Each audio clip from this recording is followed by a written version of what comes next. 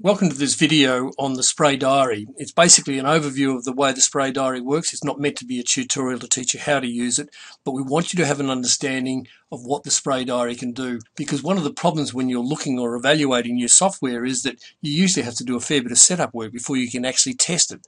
And quite reasonably, you might be reluctant to spend time doing the setup only to find that it's not really what you want.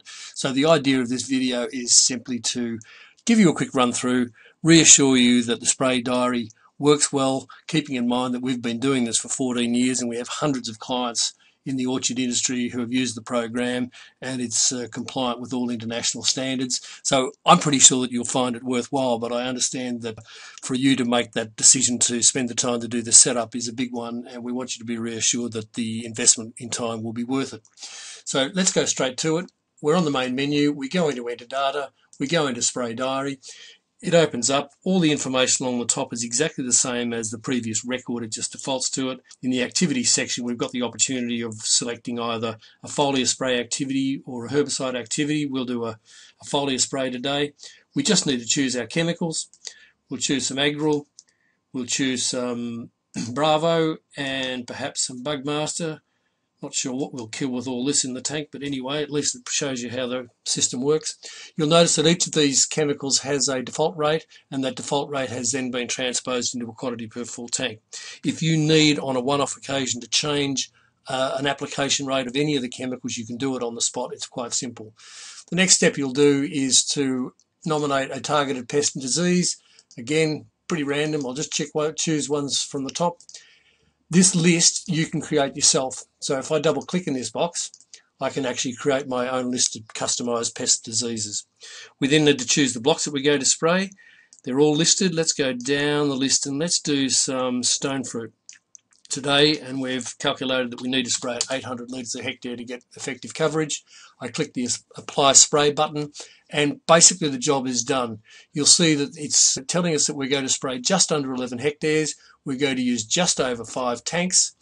And as I say, this record is completed. If you wanted to put some comments in the comments box for instructions for the operator, you can type straight into this comments box, or you can choose a pre-selected comment, save you typing it and pop it in. The next thing you'll need to do is, if you have an employee doing this job, you'll want to present them with an instruction sheet. Click Preview Instructions, and there it is. And this instruction sheet is very comprehensive. Tells the operator what machine they're using, what gear settings they need to achieve their 800 litres a hectare, what chemicals they'll be using, the rates they're being applied at, but most importantly from the operator's point of view, how much is going in the full tank and actually how much goes in that part tank at the end of the job. We can record batch numbers, and it tells you what the total quantity of each chemical will be for the total job.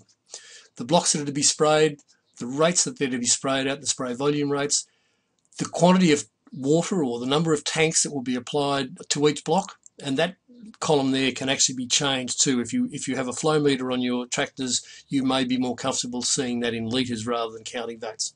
The operator at the end of the day, all they need to do is enter the number of vats or tanks that they did actually use, fill in the weather details, and that job is done. The sheet is handed back into the office, and all the manager needs to do is check it to make sure that it happened according to plan.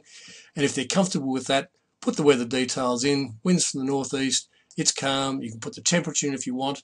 You can also put the hours in.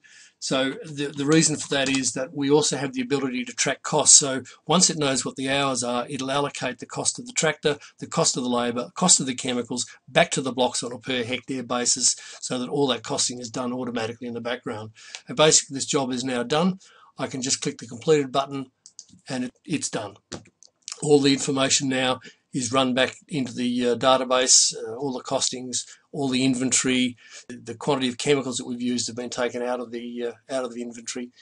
If you do need to make some changes to the actual record because things didn't happen, I won't go into detail now, but assure you that all those things can be changed on the spot. So if a block was partly sprayed, you can correct that very quickly. If a block wasn't sprayed, you can take it out of the equation. So look, that's in a nutshell, that is how the spray diary works. I won't go into the records now. Just be assured that obviously the spray diary records are fully compliant right up to Global Gap and Tesco standards, so they do everything that you'll need to do in terms of reporting and quality assurance. And also there are a great heap of internal reports, not for public consumption, but will give you a really good understanding of your costings and the history and what you've done. So that's an overview of the spray diary. I think you'll find that it's a great tool for you to use. Once you've done the setup, it's terribly quick to do. I would have done that record setup in probably a little over a minute. It's that quick to do. So please go ahead with the setup. If you have any problems, any concerns, you're welcome to give our office a call. Our numbers are on the emails that we've sent you, and we really would welcome, and we want to help you get set up so that you are able to join the happy band of Grow Data users across the country who are using Grow Data flat chat.